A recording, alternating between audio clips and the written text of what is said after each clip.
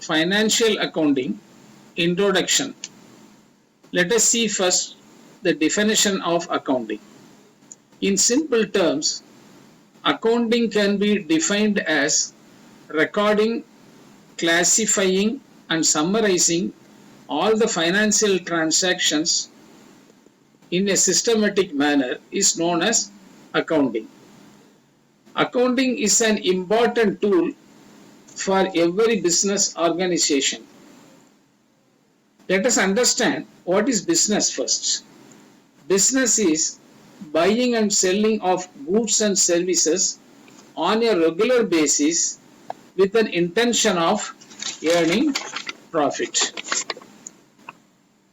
For example, we have some used household items like refrigerator, washing machine, etc., which we bought few years back, but they are all in good condition. We wanted to replace them, therefore we did advertise and got buyers to whom we can be able to sell those items and made a good profit. This cannot be termed as business. Even though we bought few years back, we also sold them and we earned profit, but we cannot term this as a business because this is a one-time event and it was not on a regular basis. Thus, the business means while the sales taking place, before the old stock gets over, the new stock has to be brought in order to continue the business. Due to this continuous process of buying and selling of goods and services, a business organization should have proper recording of all their purchases, sales, and related expenditure so that at a particular point in time, the owners and the management will be in a position to know the volume of their business and the profits they earned, which is the main objective of any business. Now let us see the benefits of accounts. Number one, loss of memory. Generally, a business organization buy and sell the goods and services on cash basis. Sometimes, due to their long-standing relationship with their suppliers from whom they buy the goods, they receive credit from them, which means they buy goods now and pay later. In the same manner, the business organization also sell their goods on credit to their few of their customers based on their experience and good relationship. These type of credit purchases and credit sales cannot be kept in mind, and due to loss of memory, the business organization either lose their money if they don't remember, or it may lead to dispute if they cannot remember the exact amount they have to pay or collect from their supplier and the customer. Therefore, maintenance of proper account system will resolve the above issues. Number two, accounts will help the owners and the management as to how much business, that is sales, took place during a particular period, and also how much the company earned profit during that period. Number three, the accounts will tell us the assets and liabilities of the company. We will see what is assets and liabilities in details in the later of this video. However, in short, assets are those the company owns and the liabilities are those which the company owes, which they have to pay back to the outsiders and the insiders. That we will discuss in details in the later stage. Fourth point, every business organization needs to pay tax. For example, VAT, GST, etc. For calculation of these taxes, and satisfy the tax authorities, a business organization must have proper account system. Further, the proper accounts are useful for owners, shareholders, and especially commercial banks to whom a company approach for a business loan.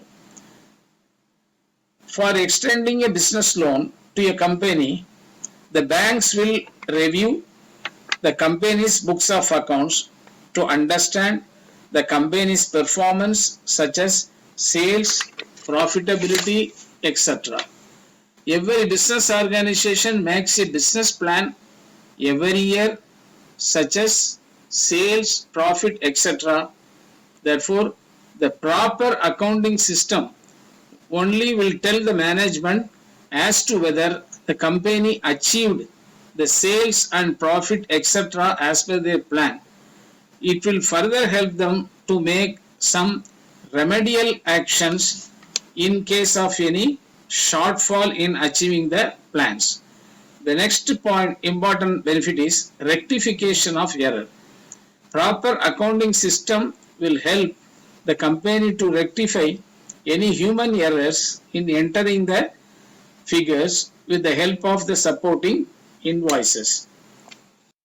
Now let us see, friends, important assumptions. Because assumption is what? Assumption is a thing that is accepted as true without proof for understanding certain value. I will repeat, assumption is a thing that is accepted as true without proof for understanding certain value. We might have studied in maths, especially in algebra, to find a value which was not given. We assume that value as x to find its value. In the same way, for accounts also, we have some important assumptions which we will discuss in the next slide. Entity assumption. The first one is entity assumption or entity concept. Let us see, as per this concept or assumption, the owner of the business and the business entity is treated separately. The owner is the one who starts the business with his money. However, in the books of accounts, the business related transaction is only recorded and not the personal transactions or affairs of the owner. For example, the owner has bought a car for his personal use. This will not be recorded or entered in the books of the company's account. At the same time, a bicycle was purchased for the company's use. It will be recorded in the books of accounts. Thus, although the owner has started the business and invested his money in the business, in the eyes of accounts, the business and the owner are treated separately. Next assumption is going concern assumption or going concern concept. What is this? Let us see. According to this assumption, the business transactions are made with the belief that the business will long last. Although the future is uncertain and no one can predict, however, the business is set up with the belief that it will run for a longer period. Due to this assumption, the owner invests his money, sets up the business, purchasing the stocks, making credit sales, and do commitment for their future growth. Next assumption is money measure assumption or money measure concept. Money measure assumption is in the accounts, the transactions are entered in terms of money. We enter neither quantity or quality of the goods transacted. For example, if a company sold 10 bags of rice, in their books of accounts, only the price of the rice sold will be entered and not the quantity, that is 10 bags of rice is entered. This is what money measure assumption. Next important assumption is, friends, accounting period assumption. What is accounting period assumption? As we have discussed earlier that every business is set up based on going concern concept, which means the owner assume the business will run for a longer period, which is infinite. However, in order to measure the business performance such as sales, profit, etc., and also to take some corrective measures, this infinite period is divided into shorter period, say 12 months. This 12 months period is also known as either financial year ending or accounting period. Financial year ending or accounting period. To understand this, for example, a school going student, for each grade, the school gives a separate sets of books. And also every year, there is an examination to evaluate their performance and promote them to the next grade. When they go to the next grade, the students get new sets of books. Instead, if the school gives one set of books together covering from first grade till the 12th grade, we may think it will be a very big volume and it is unmanageable. In the same way, likewise, for the convenience of every business, the organizations close their books of accounts on yearly basis and open the new books of accounts for the next year transaction. This is what accounting period assumption. Now let us see some common terms used in accounts. While studying accounts, we will come across many terms. Understanding of those terms are very important for treatment of accounts. We will discuss them in the next video. However, we will see three commonly used terms here. These terms are capital, liabilities, and assets. Capital. What is capital? This is the money the owner invests in the business. So he brings in the money to start up the business. A owner thinks to start a business, they need money to start. They have to take up a place to run their company. For that, they have to pay the rentals. Then they have to furnish the shop or the company. They need money. Then they have to bring the stock of goods they are going to deal in. So like that, they need the initial setup money, that is called capital. Next one is liabilities. Liabilities are those that the company enjoyed the benefits and has not made the payment yet. In a balance sheet of a company, the liabilities and capitals are shown in one side. This means the total amount of liabilities that the company has to pay to the outsiders. Now you may think why the capital is also mentioned in the liability side. This is because the capital is also a sort of fund the company received from the owner. If the owner decides to dissolve or close the business, then the company has to pay this capital back to the owner after settling all their dues to outsiders, which are appearing under the liabilities. As the owner's fund, which is capital, remains in the business throughout the lifetime of the business. Therefore, the owner receives profit from the business. Now let us see liabilities. This can be divided into three major categories. One is loan from banks.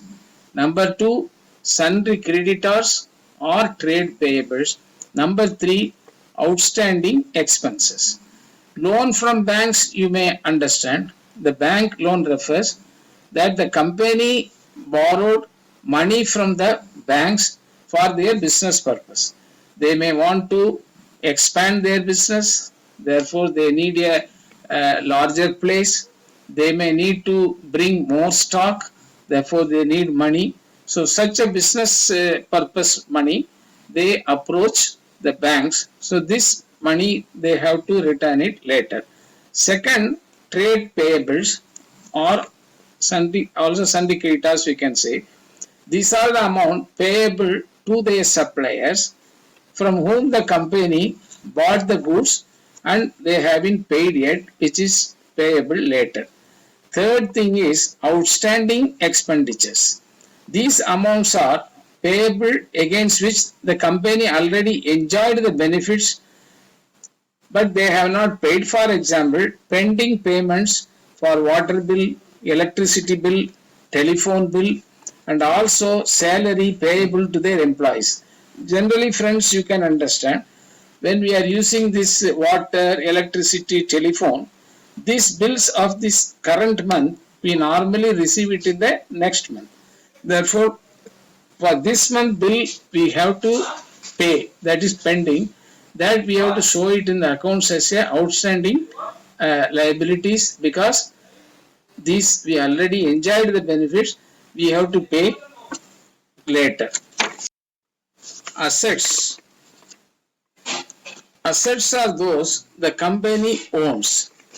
This can be broadly divided into three. Number one, things which are cash, stock, furniture, correct? Land and building, machine and equipment, etc. Number two, debtors or trade receivables. These are the amount to be received from their customers to whom they sold the goods on credit. Number three, prepaid expenses. This is the amount the company has paid to others in advance against which the benefits were not yet received. For example, the company might have paid some advance amount to their suppliers against which the goods they have not received yet. So these are all the three major items coming under the assets. Friends, now you might have understood the basic concept of accounting. We have already seen what is the definition for accounting, and maintenance of accounting is very much important for every business organization, because business means they are setting up to earn the profit. So they will calculate their business performance to know they have to have all the transaction properly entered. So what are the benefits we have seen, why a company is necessary to maintain a proper books of accounts. Also, the accounts are based on certain concepts and assumptions, that also we have discussed. And finally, there are some generally or commonly used to terms. Only we have seen here three, that is capital, liabilities and assets. Here I wanted to mention one thing. This capital and liabilities and assets, as I told you, liabilities and capital coming on one side, in the opposite side is assets. This is called a accounting equation. If they ask what is accounting equation, assets equal to liabilities plus capital. Assets equal to liabilities plus capital. This should always match. There cannot be any difference. Therefore, accounting equation means assets equal to liabilities plus capital.